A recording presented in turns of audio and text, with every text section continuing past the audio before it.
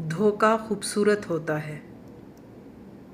ایک بار ہسپتال میں ایک لڑکی مجھ سے ملنے آئی جسے ایک لڑکا استعمال کر رہا تھا۔ وہ کوئی بے بس تو نہیں تھی، بس اس کا دل اس کے بس میں نہیں تھا۔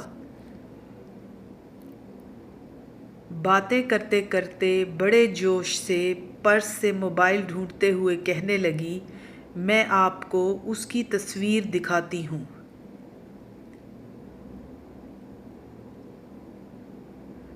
میں نے کہا رہنے دیں، مجھے پتہ ہے وہ یقیناً خوبصورت ہوگا۔ حیرت سے کہنے لگی، آپ کو کیسے پتہ؟ میں نے کہا دھوکہ عام طور پر خوبصورت ہی ہوتا ہے، ورنہ ہم کبھی نہ کھائیں۔ میری اس بات کا ہرگز یہ مطلب نہیں تھا کہ خوبصورت چہرے دھوکہ دیتے ہیں، بلکہ دھوکہ خوبصورت ہوتا ہے۔ یہ دو مختلف باتیں ہیں، ان کے فرق کو سمجھنا بہت ضروری ہے۔